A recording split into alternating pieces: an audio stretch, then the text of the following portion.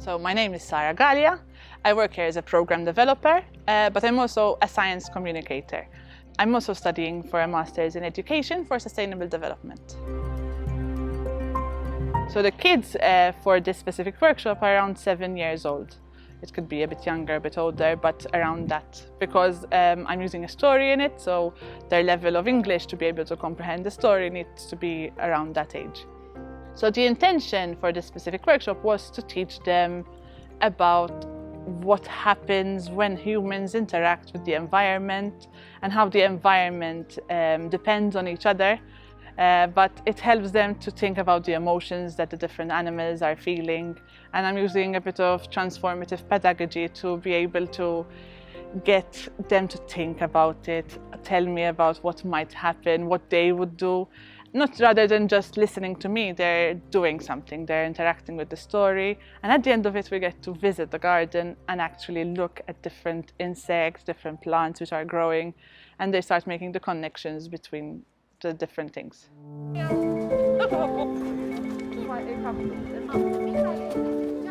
So I used cards. They were actually photos, so they were Instax photos because I thought it would be a bit more fun than a usual photo printed on a piece of paper and intriguing for them, so a bit more memorable. They had different plants and flowering plants, insects and birds and butterflies that they might have spotted here. So they're all based in Malta, so it's a bit more context-based and realistic things they can spot when they go out for a walk in the countryside. And the idea was that they use them to carry them with them throughout the garden and try and spot where each one was and identify them, so they would get the excitement of knowing what that specific plant is called. We went a bit into compost because, not exactly compost, but we went a bit into soil and how soil is actually helping all the plants grow. Because sometimes when you think of soil, you just think of this brown, dusty thing which makes our house a bit dirty when someone steps in it and walks inside. But in reality, there's so much life in soil. And people forget that the things underneath the soil are what actually make all life as we know it. We managed to grow plants, fruit, everything. So we went into and dug a bit into soil, and inside there were worms and different centipedes and millipedes and a spider, but I think it escaped. But they were kind of enjoying looking around and making them more comfortable to play with soil. And I was panicking that they would be eked out by the different insects, but they enjoyed it. They dug their fingers in it, and it's nice to set the tone that they can play with what's around them. They can touch and explore different things, which is the basis of what we want them to do, to be able to notice things around them.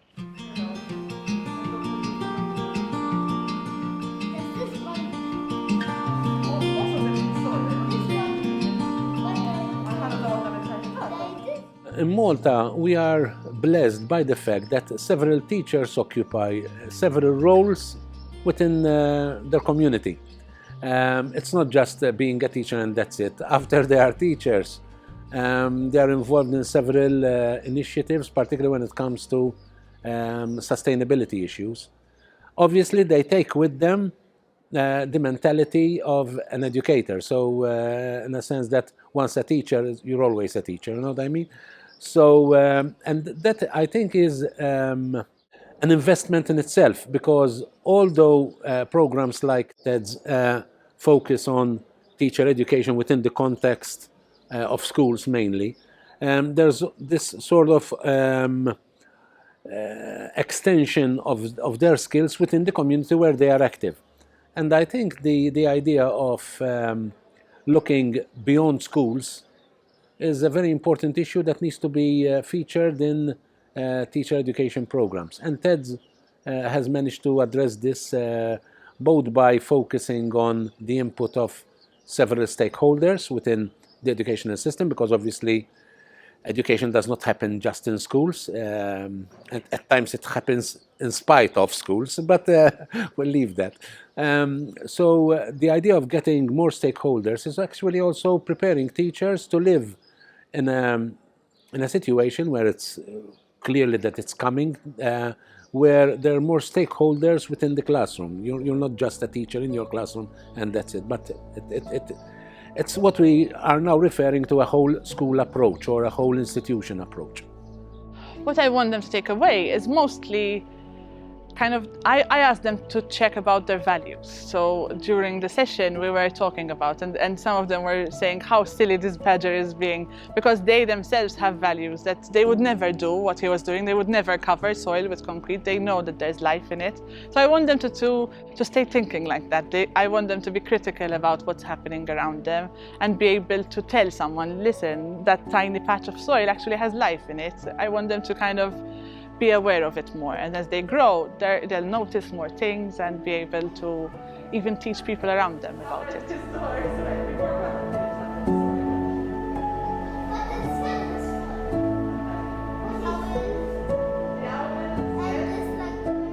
There has been research done both internationally and locally that shows that there is a relation between how much knowledge you have and how much your attitudes are positive. There's also a correlation between your level of attitudes and your action. But there is no relation between how much knowledge you know and the action you take. There's no relationship. And I think this is because obviously you need to translate that knowledge, and this has happened basically because the nature of knowledge has changed. In my days, it was already something out of the ordinary to own a book, because they were quite expensive and they weren't even available. For example, when it comes to militancia, they weren't available. So it was already a hard task. And in fact, at that time, public libraries were everywhere. And I remember actually having a scheduled day where I used to go to the public library to read about stuff, and the type of education that you are expected was get the knowledge up here, then when you need it, actually have the knowledge there. Nowadays, the nature of knowledge has changed. When it comes to knowledge, it's not how much knowledge you know, but how you translate that knowledge into something which is relevant. For example, in my time, you wouldn't say, you wouldn't question knowledge that you find in books. You know what I mean? If it's in a book, it's... Nowadays, you have to train your learners to ask, who's posting this on the internet? Are there any hidden agendas? Is this fake news? You know what I mean? So the nature of knowledge needs to necessitates a change also in the way we teach.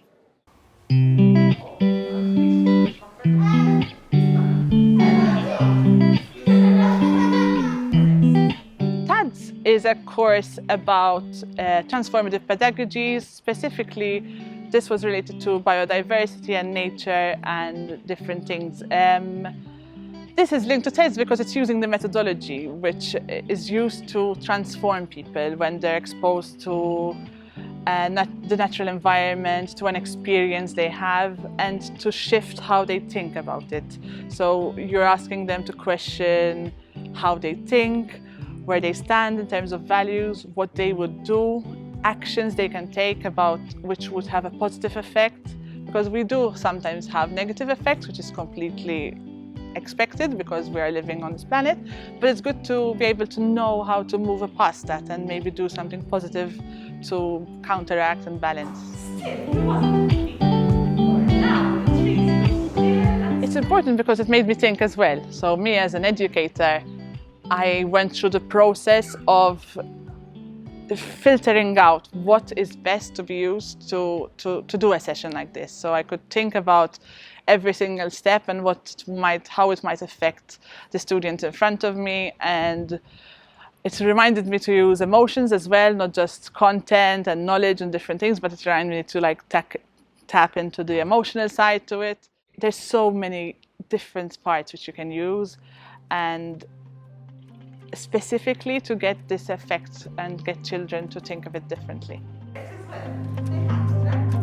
We know that when they go home, usually when they visit the science center, we always hear about parents being asked to go back. So I would hope that after a session like this, they would go back home and speak to them about the excitement they had, about what they spotted, what they learned about, or I don't know, it could be about the story simply, or how silly the story was, or something like that.